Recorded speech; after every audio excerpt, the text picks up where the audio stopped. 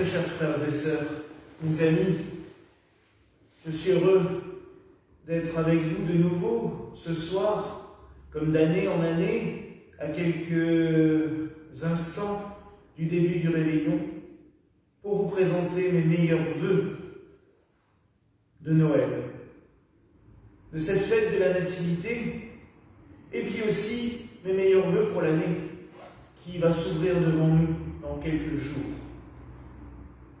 Vous savez que je fais toujours un petit bilan, donc si on doit faire un bilan de l'année 2021, point de vue international, national, ça a encore été une année compliquée, avec encore des restrictions, peut-être des privations de liberté pour nous aider d'un côté, mais chacun, en effet, est libre d'y voir. Et c'est ça, la plus belle des libertés, c'est que chacun est libre d'y voir ce qui lui pèse ou ce qui ne lui pèse pas dans ces restrictions. Tout ce que nous pouvons souhaiter, c'est qu'elles arrêtent et qu'elles terminent vite, très vite, car dans tous les cas, c'est insupportable pour chacun, et vous le savez aussi bien que moi. D'un point de vue plus local, pour notre Église, notre Union apostolique gallicane, j'y vois beaucoup d'avancées au cours de cette année. Nous avons ordonné 2 diacres, un sous-diacre. Nous avons des jeunes qui se consacrent pleinement au service de l'Église et qui veulent plus tard entrer au service de Dieu par le sacerdoce, donc j'en suis totalement heureux.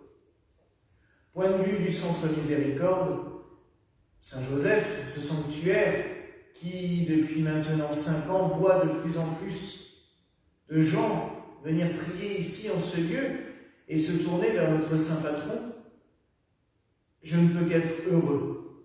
Car au-delà de toute espérance, avec justement les mesures de restriction que nous avons vécues, nous aurions dû voir une baisse significative des effectifs, comme nous l'avons vu en 2020, puisque là, nous avions été fermés pendant plus de 3 mois. Au contraire, les effectifs se sont multipliés, alors même que des événements profanes qui faisaient, j'allais dire, notre notoriété, et une grande partie des visiteurs de l'année ont pu être mis en place, la vente de minéraux au mois de février, notre concert avec les amis de la Montagne Verte au mois d'octobre, et notre brocante annuelle au mois de novembre, qui n'ont pu avoir lieu, et qui drainent en tout, tous les ans, 1200 visiteurs. Cette année, nous ne les avons pas eus. Et pourtant, j'ai la joie de vous annoncer que cette semaine, nous allons atteindre les 3000 visiteurs pour l'année 2021, ce qui est le chiffre de 2019, année où nous avons pu organiser ces différents événements.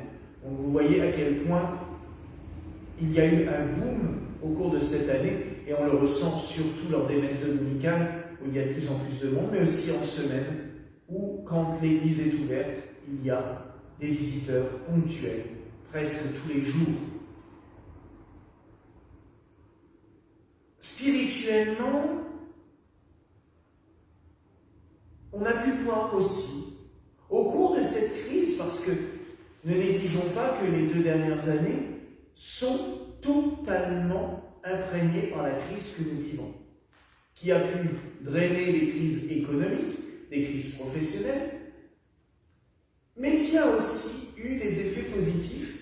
Et j'aimerais vous en parler, car en fin de compte, au bout du compte même, j'y vois vraiment des points positifs importants, et notamment l'effet miroir que ça a pu avoir sur beaucoup de gens.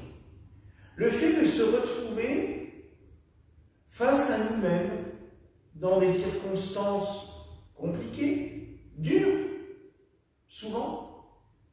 Le fait d'avoir moins d'activités extérieures qui polluent souvent notre environnement nous a permis de nous retrouver face à nous-mêmes, de savoir ce que l'on veut vraiment, de savoir ce que l'on ne veut pas.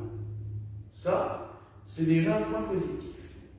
L'effet miroir aussi, ça a permis de révéler beaucoup de gens face à eux-mêmes, face aux autres aussi. C'est-à-dire des gens qui semblaient être agréables, gentils, doux, tolérants, bienveillants, se sont révélés face à la crise d'un caractère qui n'est guère enviable et qu'il vaut mieux laisser de côté, alors que d'autres qui étaient souvent timides, en retrait, en recul, ou qui avaient des fois même un peu peur de la vie, se sont retrouvés des battants exceptionnels et ont montré des capacités phénoménales.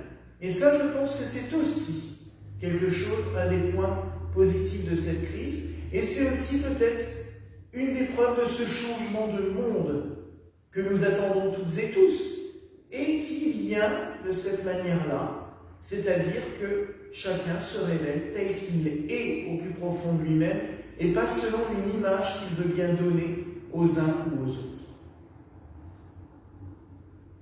Que pouvons-nous espérer pour l'année prochaine? Tout simplement, déjà, je l'ai déjà dit, la fin de cette crise, ou au moins de pouvoir vivre normalement. Nous savons très bien que le virus continuera à circuler, mais de pouvoir vivre normalement avec lui et de reprendre nos activités. Nous souhaitons aussi que chacun de nous puisse être des artisans de paix au niveau local, autour de soi, au niveau régional, national, mais aussi à l'international. Que la fin d'une crise n'ouvre pas des nouvelles crises, car nous sentons bien que la tension politique mondiale est limite, et il nous faut être chacun de nous vigilants. Vous allez me dire, nous ne pouvons rien faire si, nous pouvons prier, et nous pouvons aussi, en insufflant des pensées de paix rien qu'autour de nous, les uns vis-à-vis des autres, faire qu'à un moment donné, ceux qui cherchent la guerre se sentent en minorité. Et alors là, la paix progressera. Et le prince de la paix, le Seigneur Christ, que nous attendons, que nous allons, j'allais dire, recevoir en grande pompe tout à l'heure, en déposant l'enfant Jésus ici, sur l'autel, le prince de la paix pourra régner parmi nous. Au niveau de notre Église, de l'Union apostolique gallicane, je ne peux que souhaiter de continuer son développement. 2022 me rend déjà heureux d'avance, puisque nous aurons 2 prêtres qui seront ordonnés au mois de septembre, un pour le territoire de Belfort et un qui vit à Paris, mais qui est aussi en mission en Angleterre, donc un développement sur ce pays-là. Et on sait qu'actuellement, il est bon de tisser des liens de paix avec le Royaume-Uni, puisque politiquement c'est compliqué avec eux. Nous aurons aussi un diacre qui sera ordonné, des ordres mineurs qui vont commencer à être donnés pour une préparation de formation des uns et des autres. Pour le Centre Miséricorde, je peux souhaiter de continuer sur cette lancée et que ce sanctuaire continue à se remplir de personnes voulant se tournant vers Saint-Joseph, et surtout que le plus de monde soit exaucé en recevant ici les grâces et les bénédictions que Saint-Joseph leur donnera de la part du Seigneur. Pour vous toutes et tous, je souhaite la santé, la paix, l'amour surtout. L'amour de vos proches, l'amour partagé, un amour qui grandisse toujours plus au fond de notre cœur. Avant de clôturer, je salue les différents partenaires, les institutions qui viennent ici, parce que ce centre fonctionne aussi grâce à cela, c'est-à-dire mes frères et sœurs prêtres de l'Union apostolique gallicane, notre église sœur de l'église celtique aux États-Unis. Je salue leur évêque, Kate, afin qu'elle puisse leur transmettre sa bénédiction.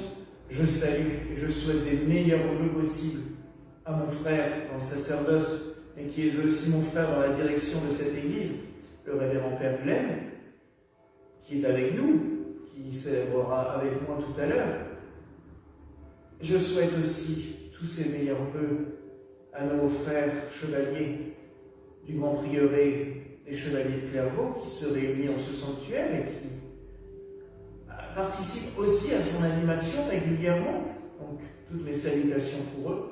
Et enfin, pour chacun et chacune d'entre vous, pour tous nos fidèles, tous nos paroissiens, ceux qui ne peuvent pas être présents avec nous durant ce week-end, car beaucoup vivent loin. Donc, c'est un week-end de retrouvailles en famille. Donc, ils ne seront pas présents avec nous pour les célébrations. On se retrouvera très vite à partir de dimanche, je le sais.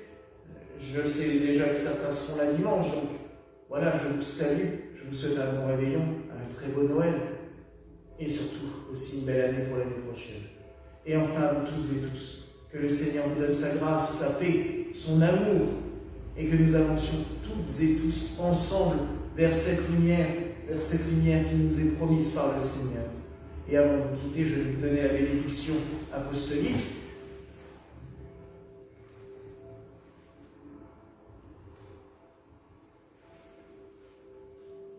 Que la paix du Seigneur soit toujours avec vous et avec ton esprit. Que Dieu Tout-Puissant vous bénisse, le Père, le Fils et le Saint-Esprit. Amen. Allons dans la paix du Christ. Nous rendons grâce à Dieu et joyeux Noël à toutes et tous.